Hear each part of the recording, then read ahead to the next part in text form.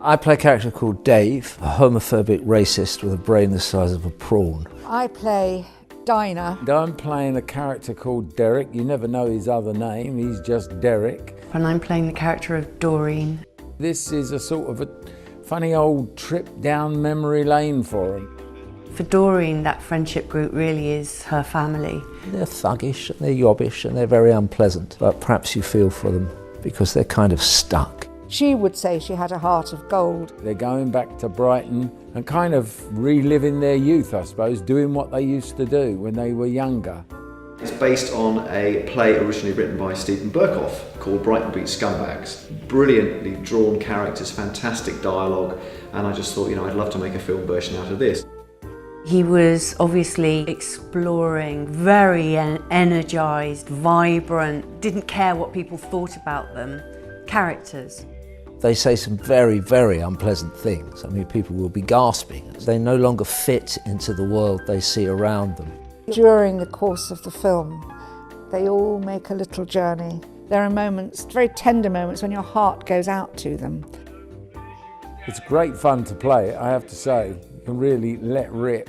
It's a good thing they're not having beeped out swear words because there would be no soundtrack. It just would be beep, beep, beep, beep, beep, beep, beep, beep, beep. I mean, it's something of a risk playing a character like this, of putting a character like that at the centre of a movie.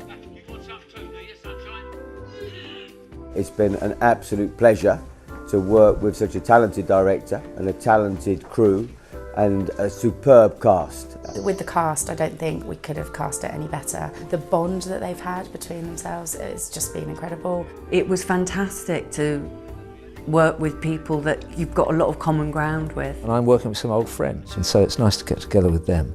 I would say this is the best crew we've ever had. I know people do say that, but I mean it. Having read the script, I made reference to films of this kind of genre, so Full Monty, Little Voice, Brassed Off.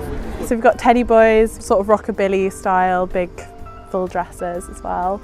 We made a couple of the pieces, but everything else was charity shops and vintage fairs, and yeah, it's good fun.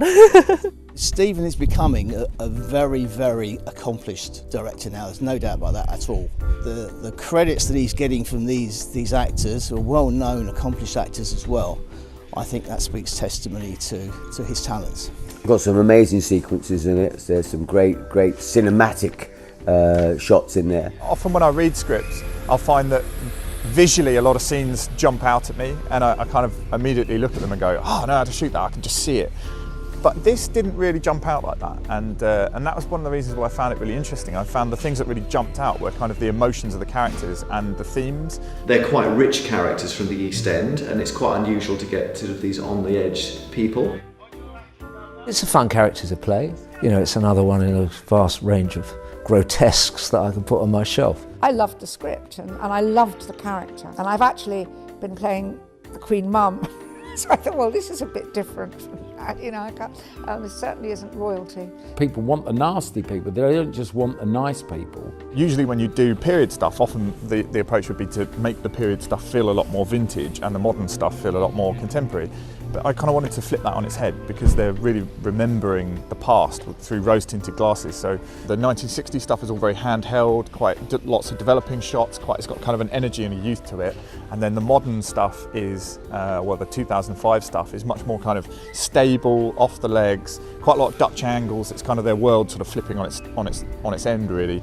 And then at the end of the film, those two styles kind of mix. And it all kind of gets sort of slightly mashed up. So we're based down in East Sussex, down in St Leonards-on-Sea, near Hastings. We've been here for probably about 90% of the shoot. Hastings for Brighton is very interesting, but I think it's going to work. I think people are going to see it and really think it is Brighton.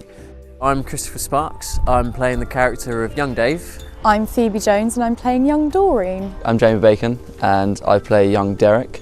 My name is Hannah Stewart and I'm playing young Dinah. Reading it just on the page was very different to then when we all read it together. The topics are very taboo, but then you see the little parts of the characters that are products of their generation, and they are great characters to work with. Coming into sort of hair and makeup each morning and getting this massive hair on. I remember several times in the bathroom during the day, instead of sort of washing your hands and you look in the mirror and you're like, oh, oh yeah, that's me.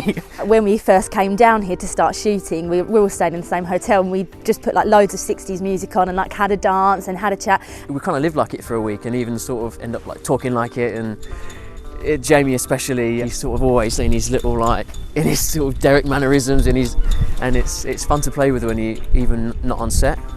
We've had so much fun, the four of us youngsters, playing obviously the young version of some amazing actors. Leslie was wonderful, handing over Doreen to me. Larry Lamb plays the older Derek. It's been great working with him and kind of creating this character together. Stephen, from the auditions, was a director that knew what he wanted. I felt very comfortable going up to him and sort of saying, oh, sort of got a bit of an idea for the scene, what do you think? It's very much like a partnership, which has been lovely. I don't think we have changed that much, and I think people will look at it and go, my God, you know, we think we're all so sophisticated and computer literate and fast moving and wham bam, but actually we're still quite ignorant about a lot of subjects. Lazy thinking, an ignorant view of the world, unfortunately, still exists. There is a rise in populism, and this film kind of reflects that in some way. I hope people will leave sort of having a few new thoughts about people that they might have had preconceived ideas about. It's a film that's sort of saying, look, don't be like this, don't be like these people.